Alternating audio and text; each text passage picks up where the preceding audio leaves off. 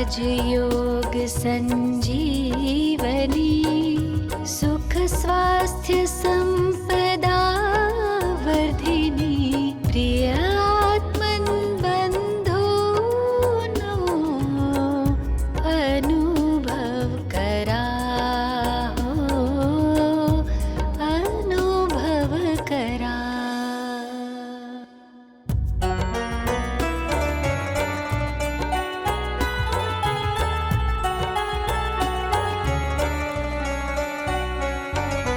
शिव पिता योग शिकवी दुःखाचा वडवा विझवी जीवन नंदन वन फुलवी ज्ञानामृत रस पान करा अनुभव करा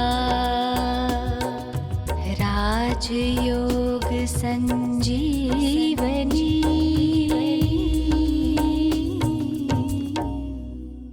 नमस्कार. राजयोग एक संजीवनी या मालिकेमध्ये मी शिल्पा तुम्हा सगळ्यांचं पुन्हा सहर्ष स्वागत करते. मागच्याच वेळेस पाहिलं आपण की स्वतःला सर्वसाधारण स्त्री समजण्यापेक्षा जेव्हा आपण आपलं नातं पिता परमात्मा शिवाशी जोडतो तेव्हा शिवशक्तीचा अनुभव घेऊ शकतो. कारण वंदे मातरम हे फक्त धरणीला मातरम म्हटलेलं नाही आहे, तर त्या धरणीला मातृत्व देणारं पावित्र्य देणाऱ्या स्त्रीला मातरम म्हटलेलं आहे. तर काल आपण जसं पाहिलं गृहिणींच्या समस्यांच्या बरोबर आपण आज बघणार आहोत ज्येष्ठ नागरिकांच्या ज्या काही समस्या आहेत त्या राजयोगाच्या आधारे आपल्याला कशा काही दूर करता येतील. आणि यासाठी आपल्या स्टुडिओमध्ये आहेत अनुरूप भाईजी. आपण त्यांचं स्वागत करूया. नमस्कार भाईजी. धन्यवाद. नमस्कार. ओम शांती. तर भाईजी आपण बघतो की आज ज्येष्ठ नागरिकांची जी व्यथा आहे ती अगदी न सांगण्यासारखी आहे समाजामध्ये. कारण ज्येष्ठ नागरिक म्हणजे वयाच्या 60 नंतरचं असं वय, अशी काही काळ आहे तो आयुष्यातला की जिथं आपण म्हणतो की मानसिक आणि शारीरिक थकवा खूप जास्त प्रमाणात जाणवतो आणि बुद्धीची क्षमता स्मृतीची क्षमता कमी आलेली असते. परिवारातून उपेक्षा होते की आता ह्यांचा काही आपल्या परिवाराला उपयोग नाही आहे. अडगळीचं सामान समजतो आपण की ज्येष्ठ नागरिकांची ही समस्या असते की त्यांना व्यस्त जीवनामध्ये जो काही काळ घालवला असतो आणि आता ते जीवन एकदम व्यस्त नाही तर निराश अगदी उदास वाटायला लागतं त्यांना. आणि त्यावेळेस मग त्यांना असं वाटतं की आपण एक अडगळीचं सामान आहे, आपली परिवारामध्ये समाजामध्ये उपेक्षा होते, त्यांच्यामध्ये निराशा येते. मग त्यांना काही वेळेस वृद्धाश्रमामध्ये सुद्धा पाठवलं जातं. मग अशा वेळेस त्यांच्या जीवनातली जी काही निराशा आहे ती आपण दूर करण्यासाठी या राजयोगाचा फायदा त्यांना कसा काय होईल? आपण आधी हे बघूया की ज्येष्ठ नागरिक म्हणजे कोण. तुम्हाला माहीत आहे की भारतामध्ये परंपरागत आयुष्याचे 4 आश्रम मानले गेले आहेत. 25 वर्षापर्यंत ब्रह्मचर्य आश्रम, 50 वर्षापर्यंत गृहस्थाश्रम, 75 वर्षापर्यंत वानप्रस्थ आश्रम आणि 75 नंतर संन्यास आश्रम. आपल्याकडे रिटायरमेंटची वय असायचं 58, 60, 62, काही वेळा 55 पण असायचं. रेल्वेचं रिझर्वेशनसाठी ते 60 वर्ष ज्येष्ठ नागरिक मानतात. पण मला असं वाटतं आता सर्वांनी समजून उमजून वयाच्या 50 गाठल्यावर ज्येष्ठ नागरिक होण्याची तयारी करावी. ती कशी काय? मी तर सांगतो माझ्या बाबतीत काय झालं. जेव्हा मला 40व्या वर्षी राजयोगाचं ज्ञान मिळालं तेव्हा मला जाणवलं की आपलं नवीन जीवन जणू काही सुरू होत आहे. ईश्वराच्याकडे आपण जन्म घेत आहोत. नवीन जन्म घ्यायच्या आधीचा जन्म सोडायचा असतो. अगदी बरोबर. ही भावना झाली. आणि गंमत काय झाली होती, माझ्या कुंडलीमध्ये 40 वर्षापर्यंतच आयुष्य दाखवलं. परंतु आज तर तुम्ही इतकं सुंदर आयुष्य जगत आहात. दुसरं एक उदाहरण आपल्या समोर आहे ते म्हणजे ब्रह्माकुमारी संस्थेचे जे संस्थापक आहेत प्रजापिता ब्रह्मा, त्यांनी तर 60व्या वर्षी या संस्थेची स्थापना केली. त्यावेळेला त्यांना सांगण्यात आलं होतं ज्योतिषाकडून की तुमचं आयुष्य 60 वर्ष आहे. मग ते बनारसला गंगेच्या काठी आले होते, कारण त्यावेळेची अशी भावना होती की गंगेकाठी जर आपण शरीर सोडलं तर तर पुण्य सरळ मिळेल. स्वर्गात जातो. हां. तर त्या तयारीने तिथे आले होते.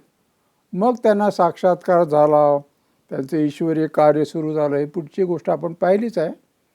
तर त्याचा आपण फायदा काय घ्यायचा, की जरी 60 झाले तरी आपण आपली जर राजयोगाद्वारे श्रेष्ठ बुद्धी केली, आपलं मन पवित्र ठेवलं, सेवेची भावना ठेवली, स्वतःच्या प्रगतीची पण आपण कल्पना स्वतःला देऊन ठेवली, आणि मुख्य म्हणजे बालक होऊन नवीन जीवन सुरू करायचं. मी तर म्हणेन या राजयोगाच्या संजीवनीमुळे मला जणू काही नवीन जीवन मिळालं. असे अनेकांना आता मिळत आहे. म्हणून सर्वांप्रती माझी इच्छा आहे की त्यांनी पण राजयोगाचा व्यवस्थित अभ्यास करून आपलं नवीन जीवनाचा आनंद लुटावा. पण हे बालक होण्याचा अनुभव कसा काय त्यांना सहज घेता येईल? आपण बघा, राजयोग शिकल्यानंतर मुरली ऐकायला लागतो, जे ईश्वराचं महावाक्य आहे. प्रत्येक मुरलीची सुरुवात कशी होते तुम्हाला माहीत आहे? मीठे बच्चे. हम्म. ईश्वर आत्म्यांना म्हणतो, माझ्या माझ्या गोड लाडक्या मुलांनो. मुलांना तो शिकवत असतो. ईश्वर स्वतः पिता बनून आपल्याला पित्याचं प्रेम देत असतो. माता बनून आपली योग्य प्रकारे पालना करत असतो. आणि शिक्षक बनून आपल्याला तो योग्य शिक्षण म्हणजे राजयोगाचं अशा देत असतो. तऱ्हेने आपण ईश्वराचे बालक आहोत त्याचा अनुभव घेऊ शकतो. अगदी घेऊ शकतो. आणि माझं तर म्हणणं आहे की प्रत्येकाने आपला हा जन्मसिद्ध अधिकार या संगमयुगी समयाच्या वेळी अवश्य घ्यावा. पण पुढे एक असा प्रश्न येतो की आपण मागच्या वेळेस पाहिलं होतं की राजयोग हा बुद्धियोग म्हटला गेलेला आहे, की ज्याच्यामध्ये आपण बुद्धीला स्वच्छ करतो, मन बुद्धी एकाग्र करतो, व्हिज्युलायझेशन करतो की परमात्माशी माझं नातं जोडलेलं आहे वगैरे. परंतु 60 नंतर वयाच्या 60 नंतर बौद्धिक मानसिक क्षमता कमी झालेली असते, स्मृती कमी झालेली असते. मग अशा वेळेस तर राजयोगाचा अनुभव करू शकतील का? अशी गमतीची म्हण आहे बरं का, 60 बुद्धी नाठी. 60 नंतर बुद्धी नष्ट होते. नष्ट होते असं समजतात. पण बुद्धीचं काय असतं, वेगवेगळे प्रकार असतात. लहान मुलांची बुद्धी, तरुणांची बुद्धी, प्रौढ अवस्थेत आलेल्याची बुद्धी आणि ज्येष्ठ नागरिक झाल्याची बुद्धी. याच्यामध्ये काय मुख्य फरक असतो, तर ज्येष्ठ नागरिकाकडे बुद्धीमध्ये आपल्या अनुभवाचा फार मोठा खजाना असतो. एका लेखकाने लिहून ठेवलं आहे, वृद्ध हे समाज नौकेचे भरताड आहेत आणि तरुण या नावेची शिडे आहेत. तर भरताड म्हणजे काय, ते त्या नावेचा बेस, खालचा भाग, त्याच्यावर सगळी नाव बोट उभी असते. आणि शिडामध्ये जेव्हा हवा जाते तेव्हा ते बोट पुढे पुढे जाते. समाजाला पुढे पुढे नेण्याचं काम तरुणांची बुद्धी करत असते. पण त्याचा आधार आहे हे वृद्ध अनुभवी जन. आपण पाहिलं एका कुटुंब व्यवस्थेमध्ये देखील सगळ्यात वर जो असतो त्या कुटुंबाचा प्रमुख, तो जेव्हा वृद्ध होतो तेव्हा इतरांची एक भावना असते की यांनी आपलं सगळं आयुष्यभर आपल्याला रक्षण दिलं आहे, आपलं पालनपोषण केलं आहे. आता या वयामध्ये आपण त्यांची सेवा करणं हे आपलं परम कर्तव्य आहे. त्याचप्रमाणे वृद्ध लोक देखील लहान लोकांना एक प्रकारची छत्रछाया देत असतात.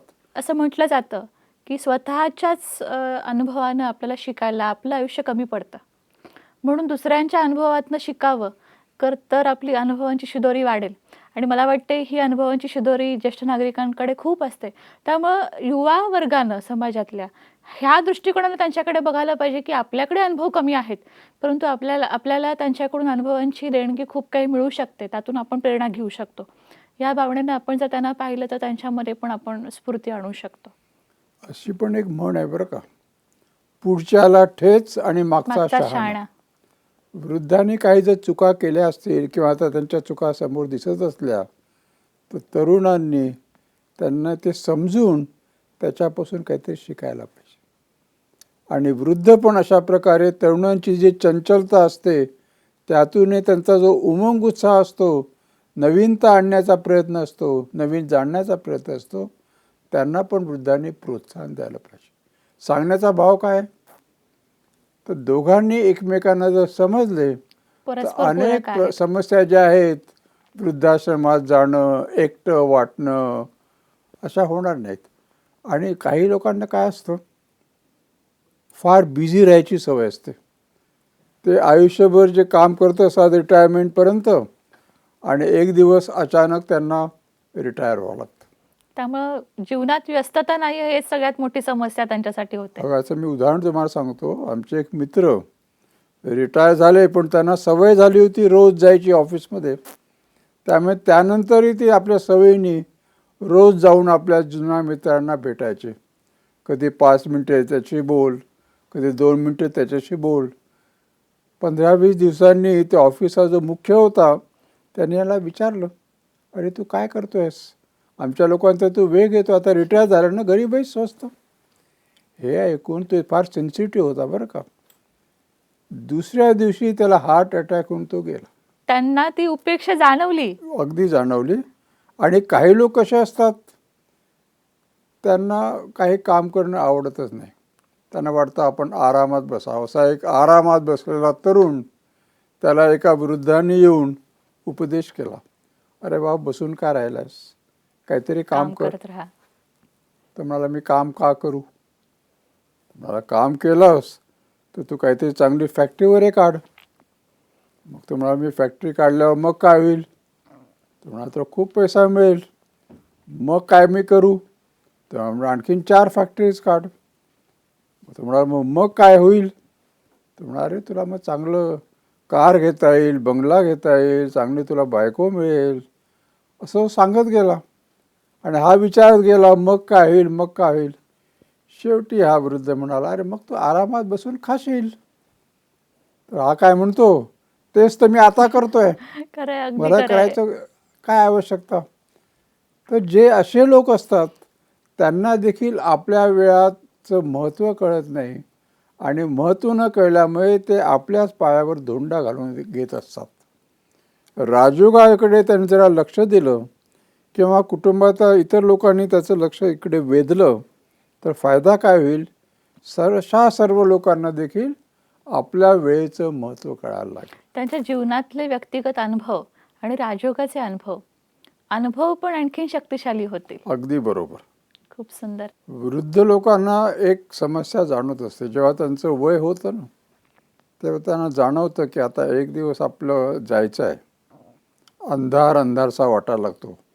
जीवनात काही रस नाही, कोणी विचारत नाही. आपले प्रसिद्ध कवी भा. तांबे त्यांनी अशाच आपल्या अवस्थेमध्ये एक सुंदर छोटीशी कविता लिहिली आहे. संध्या छाया भिवविती हृदया. त्यांना पण वाटायला लागलं की आता काय, पुढे काय होणार, अंधार दिसायला लागला. तर जर आपण राजयोग शिकायला लागलो, त्याची प्रॅक्टिस करायला लागलो, तर मोठा फायदा काय होतो, आपल्या जीवनाचं नवीन दालन उघडलं जातं.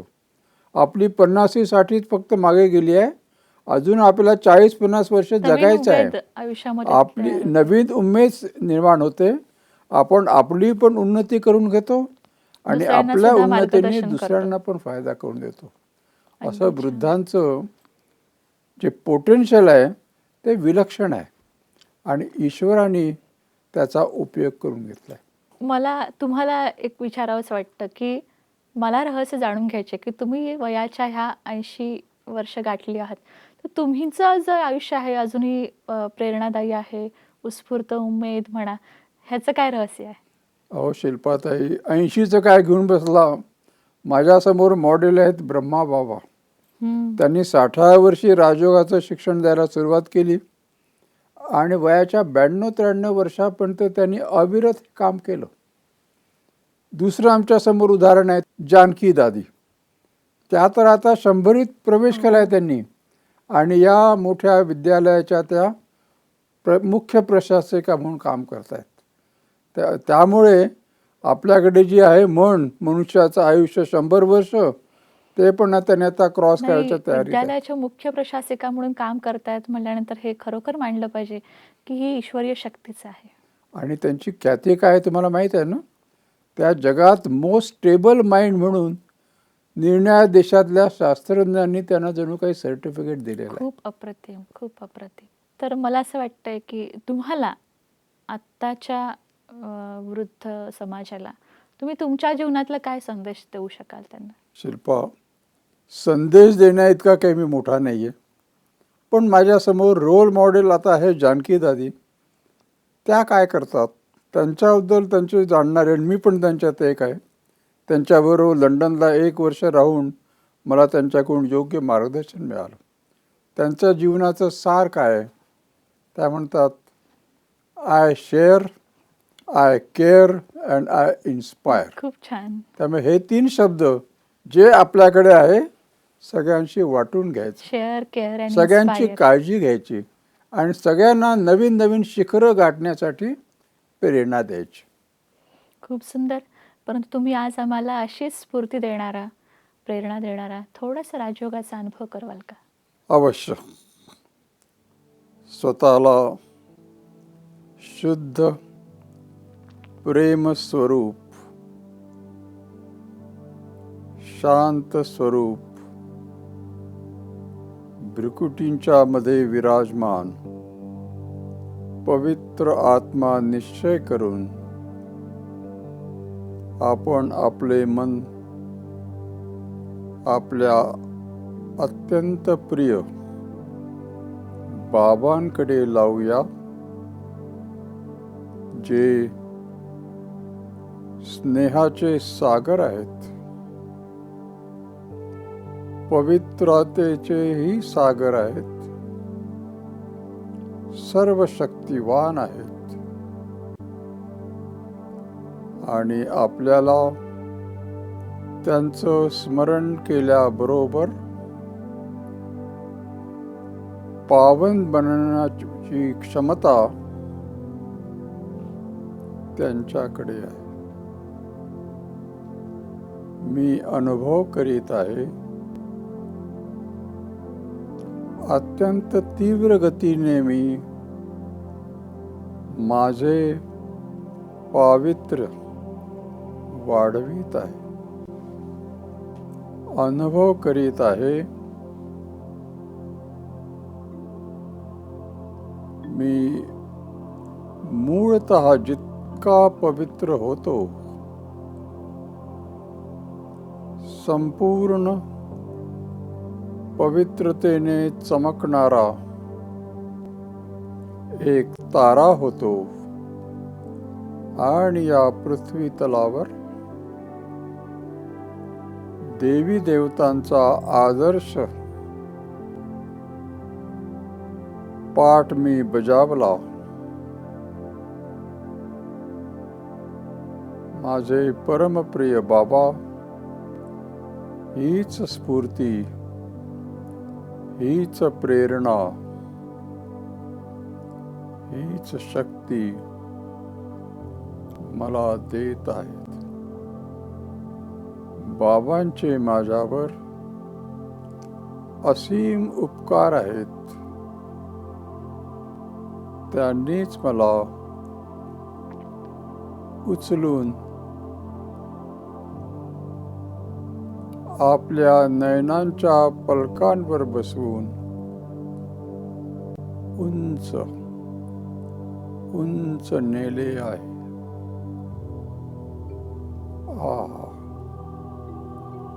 किती सुंदर, सुखदायी आनंद आहे हा. बाबा, मी ही माझी श्रेष्ठ अवस्था, सर्वोच्च अवस्था कधीही विसरणार नाही. ओम शांती. खूप सुंदर भाईजी. अशीच प्रेरणा, उत्स्फूर्तता आणि उमंग उत्साह प्रत्येकाच्या आयुष्यात येत राहू दे, ही सदिच्छा. तुमचे सगळ्यांचे पुन्हा तुमचे या स्टुडिओमध्ये येण्याबद्दल तुमचे मी आभार मानते. धन्यवाद. धन्यवाद. ओम शांती. मित्र हो, खूप सुंदर एक शायरी मला आठवली कि इंसान ना जिंदगी में कुछ हंसकर सीखता है ना रोकर सीखता है, अगर कुछ सीखता है तो कुछ खोकर सीखता है और किसी का होकर सीखता है. खरोखर आपल्याला या जीवनामधली निराशा, कमजोरी, दुर्गुण हे तर हरवायचेच आहेत, परंतु काही कमवायचं आहे तर आपण ईश्वर पित्याचे अगर मुलं समजतो, स्वतःला बच्चा समजतो, तर ती निरागसता, ती स्फूर्ती, तो उत्साह आणि आनंद पुन्हा आपल्या जीवनामध्ये नक्कीच अनुभवू शकतो. याचबरोबर आपण इथे थांबूया. तुमच्या सगळ्यांचे पुन्हा धन्यवाद करते. नमस्कार.